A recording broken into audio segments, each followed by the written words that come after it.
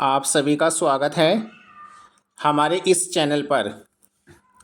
तो इस वीडियो में हम बात करेंगे सामान्य अध्ययन के महत्वपूर्ण क्वेश्चनों पर, जो कि जीआईसी लेक्चरर और एलटी ग्रेड के लिए काफ़ी महत्वपूर्ण हैं।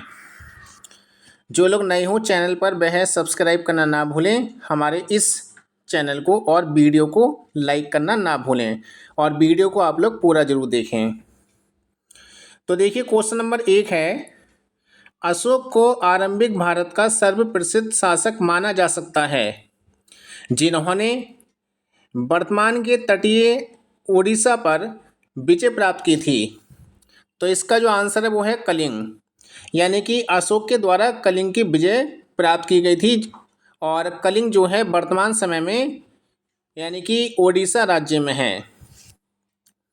अगला क्वेश्चन है, शुंग वंश का संस्थापक था।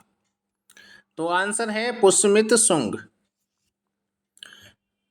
अगला क्वेश्चन है, वह शासक जिन्होंने सार्वजनिक स्थानों पर अपनी राजज्ञाएं स्थापित करवाईं। तो ये करवाई गई थी अशोक के द्वारा। अगला क्वेश्चन है, सारनाथ में पाए जाने वाले मौर्य स्तंभ शीर्ष को जाना जाता है। इसका आंसर है सिंह चतुर्मुख स्तंभ शीर्ष के नाम से। जैसे कि आप लोग जानते हैं कि अशोक की जो लाट है उसी की बात कर रहे हैं, ये सिंह चतुर्मुख, क्योंकि उसमें 4 शेर अलग अलग दिशाओं में बैठे हुए हैं, चारों दिशाओं को शो करते हैं, उत्तर दक्षिण पूर्व पश्चिम। अगला क्वेश्चन है, कनिष्क के शासन काल के दौरान वह स्थान जिसको चौथी बौद्ध परिषद के स्थल के रूप में चुना गया था। तो आंसर है कश्मीर, यानी कि चौथी बौद्ध जो परिषद हुई थी वह कहाँ हुई थी? कश्मीर में। और देखिए, इसके बाद क्वेश्चन है, सारनाथ में वह स्तूप जिसका निर्माण महान मौर्य सम्राट अशोक ने किया था वह यानी कि बल्कि यह भारत में स्थित प्रमुख बौद्ध संरचनाओं में से एक है। तो इसका आंसर है धमेख। अगला क्वेश्चन है, बौद्ध स्मारक चौखंडी स्तूप भारत में स्थित है। तो चौखंडी स्तूप कहाँ पर है भारत में? उत्तर प्रदेश राज्य में। अगला क्वेश्चन है, कलिंग नरेश खारवेल का संबंध है। तो इसका आंसर है महामेघ वाहन वंश से। अगला क्वेश्चन, ग्रीक यानी कि यूनानी लेखकों द्वारा अग्रमीच या जैंडमीच कहा गया है। तो ये बोला जाता है घनानंद को। नंद राजवंश का संस्थापक था। तो ये थे महापद्म नंद। वह शासक जिसके दरबार में यूनानी राजदूत मेगस्थनीज यानी कि मौजूद थे या आए थे। तो इसका आंसर है चंद्रगुप्त। अशोक द्वारा नियुक्त धार्मिक अधिकारी जाने जाते थे। तो आंसर है धम्मा महामात्रा नाम से। अगला क्वेश्चन है, मौर्य साम्राज्य की राजधानी थी। तो ये थी पाटलिपुत्र। बौद्ध गया में महाबोधि मंदिर परिसर में पहला मंदिर बनवाया गया था। तो ये बनवाया गया था अशोक के द्वारा। चंद्रगुप्त मौर्य ने मौर्य साम्राज्य की स्थापना की, यानी कि नंदों को हराकर। अगला क्वेश्चन है, भारत में वैष्णववाद की वृद्धि का प्रमाण हेलिओडोरस स्तंभ स्थित है। तो ये है विदिशा शहर में। अगला क्वेश्चन है, घनानंद को हराकर मौर्य साम्राज्य की स्थापना थी यानी की थी। तो चंद्रगुप्त इसका आंसर हो जाएगा। अगला क्वेश्चन है, चंद्रगुप्त फर्स्ट के बाद राजा बनने वाले उसके पुत्र का नाम था। तो आंसर है समुद्रगुप्त।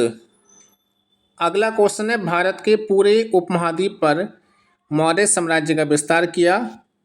तो ये किया था चंद्रगुप्त के बेटे बिंदुसार ने। अगला क्वेश्चन है, अशोक के शिलालेखों में किस लिपि के सबसे अच्छे उदाहरण मिलते हैं? आंसर है ब्राह्मी। अगला क्वेश्चन है, वह शासक जिनका योहिजी खानाबदोश लोगों से निकट संबंध था। तो आंसर है दिन्नाग। वह राजा जिसने ओडिशा में उदयगिरी की पहाड़ियों में हाथी गुम्फा यानी कि हाथी गुफा शिलालेख का उत्कीर्णन करवाया था। तो ये करवाया था खारवेल के द्वारा।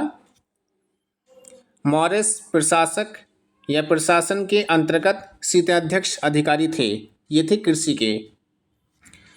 ओडिशा में जौगढ़ में स्थित ऐतिहासिक स्थल है अशोक का शिला अभिलेख स्थल।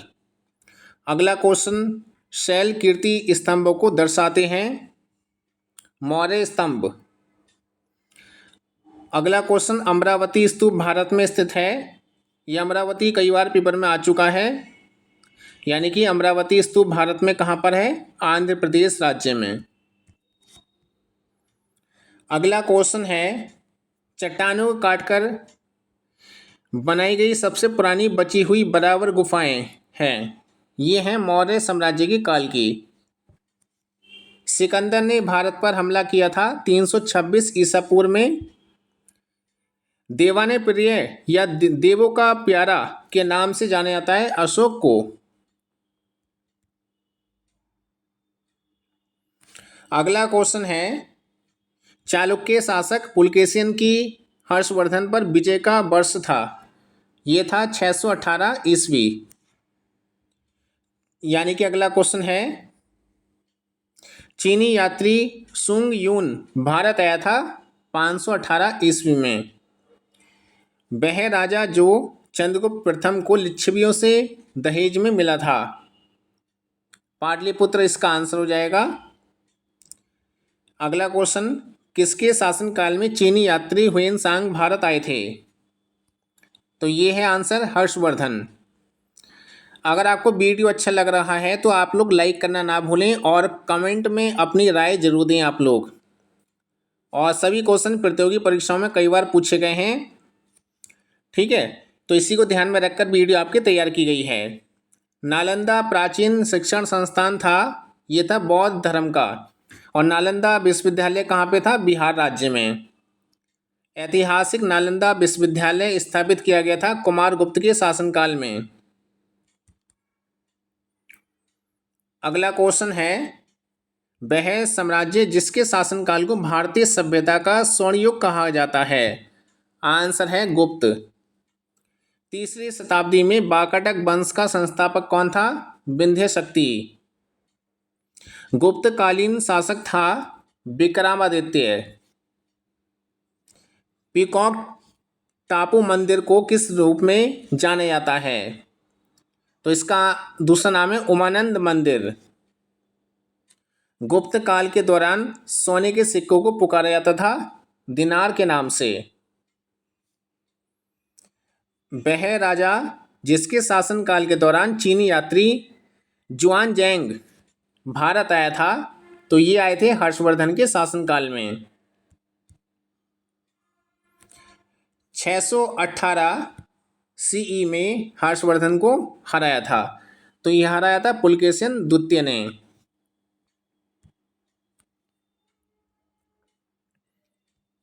अगला क्वेश्चन है, चालुक्य शासक पुलकेशिन की हर्षवर्धन पर विजय का वर्ष था 618 ईस्वी।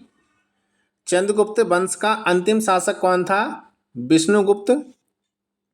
चीनी यात्री सुंग यून भारत आए थे 518 ईस्वी में। वह राजा जो चंद्रगुप्त प्रथम को लिच्छवियों से दहेज में मिला था, पाटलिपुत्र। तो ये क्वेश्चन आपके शायद दोबारा रिपीट भी हैं इसमें कुछ क्वेश्चन, ठीक है, फिर भी आप इसको रिवीजन कर लीजिए। किसके शासनकाल में चीनी यात्री हुएनसांग भारत आए थे? हर्षवर्धन के शासनकाल में। और नालंदा विश्वविद्यालय बौद्ध धर्म के लिए प्रसिद्ध था। और ऐतिहासिक नालंदा विश्वविद्यालय किसने स्थापित किया था? कुमारगुप्त के शासनकाल में। और ये क्वेश्चन भी आपके दोबारा इसमें रिपीट हो गए हैं, ठीक है, तो ये आप एक बार इसमें रिवीजन भी कर सकते हैं आप लोग। वह साम्राज्य जिसके शासनकाल को भारतीय सभ्यता का स्वर्ण युग कहा जाता है, यानी कि ये क्वेश्चन आपका गुप्त। तीसरी शताब्दी में वाकाटक वंश का संस्थापक कौन था? विंध्य शक्ति। गुप्तकालीन शासक था, यानी कि विक्रमादित्य पीकॉक टापू मंदिर को किस नाम से जाना जाता है? उमानंद मंदिर। ये अभी हमने आपको बताया था, दोबारा इसमें रिपीट है क्वेश्चन, ठीक है। तो इसमें अभ्यास करें आप लोग ज़्यादा से ज़्यादा। गुप्त काल के दौरान सोने के सिक्कों को जाना जाता था दिनार। गुप्त काल में सोने के सिक्के का नाम क्या था? दिनार। और वह राजा जिसके शासनकाल के दौरान चीनी यात्री ज्वांग जैंग भारत आया था हर्षवर्धन के शासनकाल में। और 618 CE में हर्षवर्धन को हराया था पुलकेशिन द्वितीय ने। इसके बाद देखिए क्वेश्चन, जब हार निश्चित हो जाती थी तो पुरुषों को शाका या शक नामक एक अनुष्ठान करना होता था, जो कि उसकी अंतिम लड़ाई थी जिससे वे वापस नहीं आ सके। तो इसका आंसर राजपूत। वह घटना जिसने सरदार वल्लभ भाई पटेल के जीवन को मूल रूप में बदल दिया और उन्हें राजनीति की ओर धकेल दिया गया। तो आंसर है गोधरा में महात्मा गांधी से मुलाकात और 1917 की बात है ये। भारत का वह वर्तमान राज्य जहां शंकराचार्य का जन्म हुआ था, केरल में हुआ था इनका जन्म। इसके बाद क्वेश्चन है, ढल्लिका यानी कि दिल्ली शहर की स्थापना की थी चौहानों द्वारा की गई थी। पटियाला में स्थित शीश महल बनवाया गया था महाराजा नरेंद्र सिंह ने। इसके बाद क्वेश्चन है, प्रतिहार वंश के महानतम शासक कौन थे? मिहिर भोज। कौन थे? मिहिर भोज। वह प्रतिहार शासक जिसने वर्तमान भोपाल शहर बनवाया था मिहिर भोज के द्वारा। इसके बाद अगले क्वेश्चन है, कृष्णदेव राय की कृतियों में से एक अमुक्त माल्याद लिखी गई थी। ये लिखी गई थी तेलुगु भाषा में। श्रीलंका पर विजय प्राप्त करने वाला चोल वंश का सबसे महान राजा कौन था? राजेंद्र प्रथम। वह शासक जिसके लिए एका ब्राह्मण प्रयुक्त हुआ? गौतमीपुत्र सातकर्णी। इसका आंसर है। ओदंतपुरी शिक्षा केंद्र अवस्थित था, ये बिहार में था। चालुक्य वंश का शासक था पुलकेशिन प्रथम। बादामी चालुक्यों के बादामी जाने से पहले उनकी राजधानी क्या थी? ऐहोल। और इसमें एक और क्वेश्चन है इसमें, गंगेकोंड चोल या गंगा नदी के विजेता की उपाधि किसे दी गई थी? राजेंद्र चोल प्रथम को मिली थी ये, गंगा नदी के विजेता गंगेकोंड चोल के नाम से जानते हैं। अगला क्वेश्चन है, भारत के उत्तर पूर्वी भाग में त्रिपुरा की पूर्व रियासत पर शासन था माणक्य वंश का। तंजौर में बृहदेश्वर मंदिर किस धार्मिक संप्रदाय से संबंधित है? नयनार। कैलाश पर्वत को हिलाते हुए रावण नामक लोकप्रिय चित्रण चित्रित किया गया है एलोरा गुफा में। पल्लव राजवंश की राजधानी क्या थी? कांचीपुरम। चोल साम्राज्य के संस्थापक जिसने तंजौर पर कब्जा किया और जिसके बाद आदित्य प्रथम राजा बना, तो इसका आंसर है विजयालय। अगला क्वेश्चन है, कर्नाटक के राष्ट्रकूट वंश का पहला और सबसे महत्वपूर्ण राजा जिसने बादामी के चालुक्यों को हराया? आंसर दंती दुर्ग। दक्षिण के चोल शासकों के प्रभाव का काल था 19वीं शताब्दी ईस्वी सन। और इसके बाद तमिल भाषा के प्रसिद्ध प्राचीन व्याकरण है, इसका आंसर है तोल्कापियर। और अगला क्वेश्चन, शाही चोलाओं के अधीन राजस्व प्रशासन के संबंध में शालाभोग शब्द का अर्थ था विद्यालय के रखरखाव के लिए दान दी गई भूमि। तमिल यानी कि तमिल साप्ताहिक पत्रिका कुड़ी अरसू आरंभ की गई थी, ये की गई थी पेरियार ईसवी रामास्वामी ने। अगला क्वेश्चन है, चोल राजवंश में किसानों की बस्तियों को किस रूप में जाना जाता है? उर। 14वीं शताब्दी की शुरुआत में चोल साम्राज्य पर हमला किया था मलिक काफूर ने।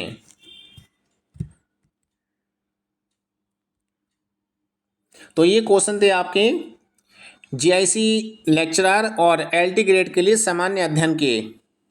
और इसी चैनल के माध्यम से आपको लगातार वीडियो मिलती रहेंगी और हमारे चैनल पर आप सभी लोग बने रहें और ज़्यादा से ज़्यादा लोग हमारे चैनल से जुड़ें, सब्सक्राइब करें।